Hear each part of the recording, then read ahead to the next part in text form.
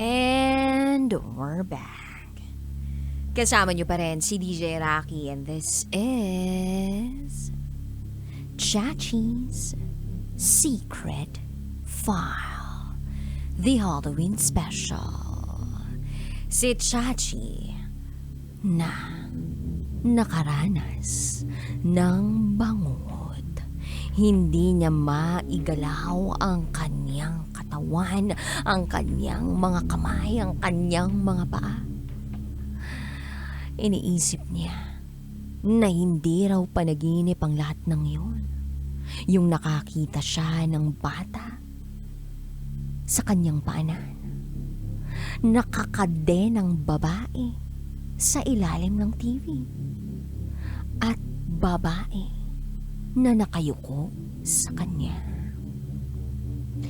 Hanggang sa nag-focus daw siya sa pag-iisip na mawawala itong lahat.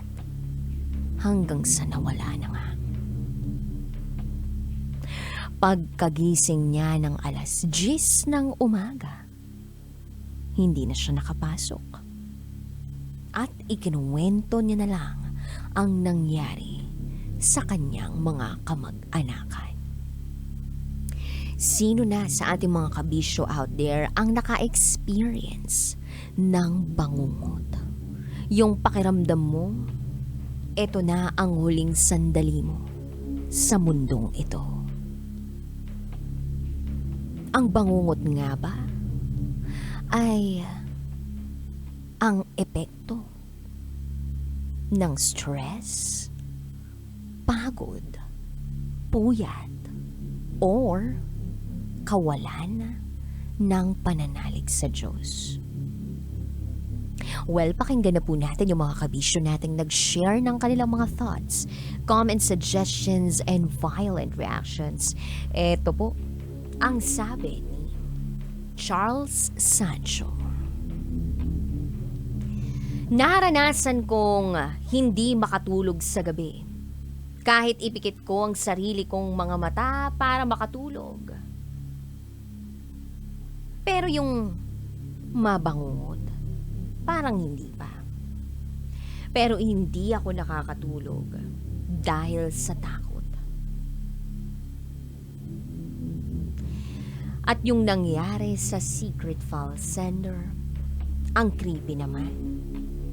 Nai-imagine ko kung papaano nagpakita ang bata, ang nakakade ng babae, at ang babae na nakayuko sa kanya.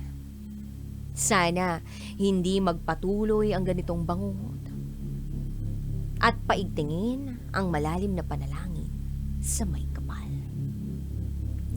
Ito naman ang sabi ni Marvin Mark Bautista aka Kabayan. Magandang hapon, bayan.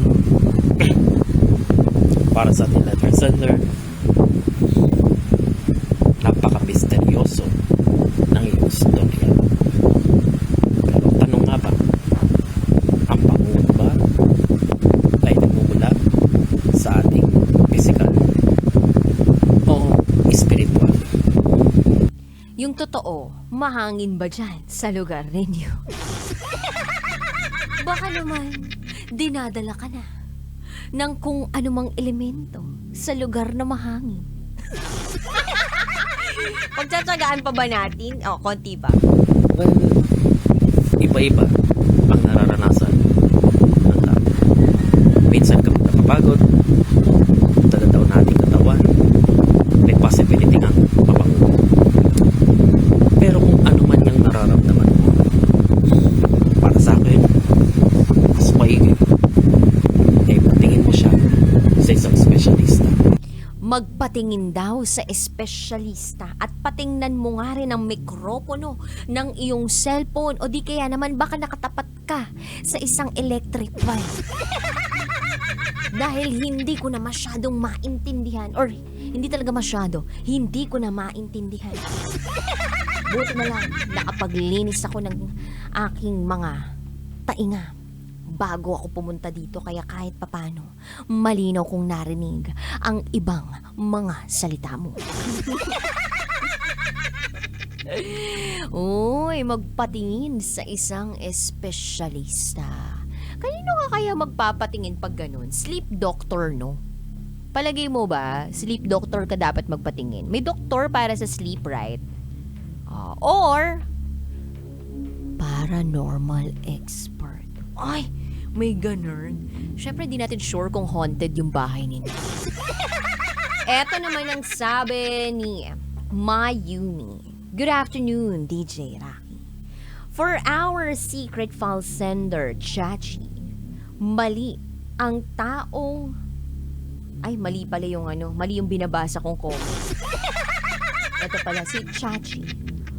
Magandang hapon sa'yo, DJ Rocky. Mag-isa ka lang ba dyan sa booth mo? Huwag kang titingin sa likod mo, ha? Baka makita mo yung babaeng walang muka. Oy, hindi ako natatakot! Wala akong kinatatakutan! Huwag ka rin sinisilip sa ilalim ng upuan mo. Baka may batang nakadungaw. Charot lang. Oy, hindi ako matatakotin. Wala. Nakakatakot yung kwento ngayon. Pero mas natatakot ako na maboto ang maling kandidato. Charot lang. Sleep paralysis. Madalas akong nakakaranas niyan. Yan yung buhay ang subconscious natin at pinipilit nating idilat ang ating mga mata. Tapos may makikita tayong liwanag or nakakatakot na shadow.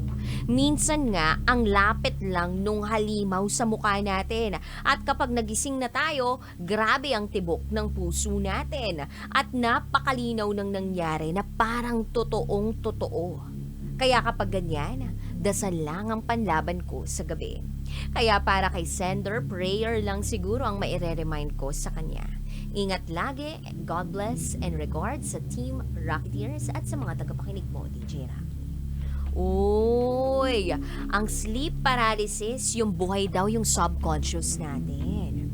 Yung pinipilit nating idilat ang mga mata tas may makikitang liwanag. Ay baka pag ganun sinusundo ka na. Pero nakakatakot yun Hi kay Rolito Gonzaga. Hi din kay Ellen. Hi kay Daile Balawis. Hi kay Bernard Larreha. Sabi niya dito, kung mamamatay ako sa bangungot, gusto ko yung masaya ako. Huwag ka nang magsalita ng ganyan, DJ Rocky, dahil natatakot ako. Pabati po kay Aika Manalastas, DJ Rocky, Happy Halloween. Si Marvin Mark Bautista, by the way, tumitake to, pawag na papi, baka mamaya ibang hangin nang marinig mo siya. Actually, meron tayong kasama sa loob ng booth ngayon na nakaka-experience ng sleep tuloy. Sleep paralysis. Tuwing kailan mo nga nararanasan to? Once a week, twice a week, thrice a week. Pag hindi niya raw kasama yung taong tama para sa kanya. Parang iba yata yun. Oy, pero according sa aking research, kabisyo, ano-ano nga ba muna ang senyales ng bangungot? Pero syempre, bago natin tanungin kung ano ang... Bakit ako naka-flashlight sa loob ng booth? Kasi kinakabahan ako, baka mamaya, di ba may something talaga or may someone talaga dito na biglang dumungaw. Katakot. Anyway, eto muna. Ibigay muna natin ang definisyon ng bangungot. Okay. According to hellodoctor.com.ph, ito ang ibig sabihin ng bangungot. Ano ang bangungot? Unang siniyasat. Ano ba yan? Ang hirap naman bigkasin, no? Unang siniyasat ang bangungot sa Pilipinas noong 1900s. Ito ay inilalarawan bilang masamang panaginip na sinusundan ng pagkain ng marami na sinamahan ng pag-inom ng alak. Ang bangungot ay mula sa salitang bangon at ungol. Maraming tanong kung paano at bakit nagkakabangungot ang isang tao at kung bakit may namamatay sa bangungot. Eto muna, dumako muna tayo sa epekto ng pagkain bago matulog. Ayon sa mga eksperto, matapos kumain, na maghintay muna ng 3 hanggang 4 na oras bago tuluyang matulog. Ito ay upang mabigyan ng oras ang pagtunaw ng pagkain at maiwasan ang anumang issue sa pagtunaw. Ang pagkain ng mga partikular na pagkain at agad na pagtulog ay pwedeng maging karagdagang dahilan sa kakulangan ng ginawa sa pagtulog. Ang pagkain ng maanghang at mamantikang pagkain o pag-inom ng maraming alak ay pwedeng magdulot ng empacho. At ito ay pwedeng pumigil sa pagkakaroon ng maayos na pagtulog. Kilala rin bilang dyspepsia. Ang empacho ay nagdudulot ng mga sintomas tulad ng pananakit o hindi maginhawang pakiramdam sa itaas ng bahagi ng tiyan, pakiramdam na pagkabusog habang kumakain, hindi komportableng pakiramdam ng pagkabusog matapos kumain. Pwede ring magdulot ang indigestion ng iba pang karamdaman tulad ng ulcer sa tiyan at bituka, gastritis, GERD, pancreatitis, at iba pang mga sakit. At eto pa, kabisyo. Merong tinatawag na Brugada Syndrome. Inalalarawan din minsan ang bangungot bilang Sudden Unexpected Nocturnal Death Syndrome o SUNS. Ito ay hindi inaasahang kamatayan habang natutulog na nangyayari sa malulusog na matatanda. Inilalarawan ng mga mananaliksik ang SUNS bilang parehong sakit ng Brugada Syndrome. Ang Brugada Syndrome ay namamanang sakit na nilalarawan bilang kaguluhan sa electrical system ng puso. Sinasabi na ito ang 20% ng hindi inaasahang kamatayan ng mga pasyenteng mayroong normal na puso. Ang mga kaso ng hindi inaasahang kamatayan o Sudden Unexpected Nocturnal Death Syndrome ay madalas nangyayari sa Southeast Asia. Dahil nga malakas tayong umiinom. Charot, pedaro. Sa unang bahagi ng 2000s na itala ang SUNS na nangyayari sa mga taong nasa 20 years old hanggang 39 years old. May ganun pala. So, bakit nga ba may namamatay sa bangungot? Ito ay pwedeng maipaliwanag sa kung paano naapektuhan ng Brugada Syndrome ang puso. Ang Brugada Syndrome ay resulta ng abnormal na ritmo ng puso na kalaunan ay nagdudulot ng hindi regular na tibok ng mga ventricle o ibabang bahagi ng puso. Ito ay tinatawag na ventricular arrhythmia na maaaring magdulot ng iba't ibang epekto, kabilang ang kawalang malay, kumbulsyon, hirap sa paghinga at biglaang kamatayan. Ito ay normal na nangyayari sa mga taong nagpapahinga o natutulog. Ang abnormalidad sa puso ay nagdudulot ng kawalan ng balanse ng kemikal na nagbibigay ng mensahe sa buong katawan at mga resetang gamot ay maaaring rason kung bakit may namamatay sa bangungot. May ganun pala. Ang dami pang mga nakalagay dito pero ang dapat tandaan ay ito.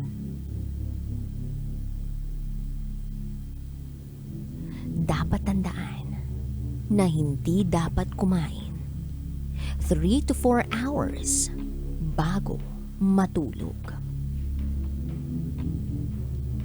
At syempre, mahalaga na magpatingin sa doktor.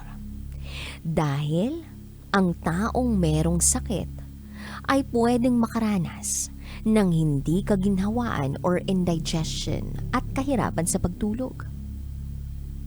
So maraming rason para tayo'y mabangungot. Pero syempre, pwede ring samahan natin ng dasal ang lahat. Kaya naman para sa ating Secret File Sender, this Halloween special episode na si Chachi, ito lang ang masasabi ko. Tumabi ka sa nanay at tatay mo.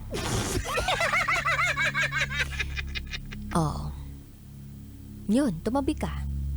Para, malay mo, tabihan ka naman ng iba nyo pang kamag-anak na namayaba na. Charot! Tinakot palalo. Hindi, basta ako, ang naiisip ko dyan, kailangan before you really sleep, you pray. Also, huwag kang kumakain ng marami bago ka matulog. And as much as possible, get yourself checked. Regularly. Kasi baka mamaya, iba na talaga yung pattern ng tulog mo. Or baka mamaya, hindi ka na well-rested. Kung hindi ka well-rested, nako, baka ibang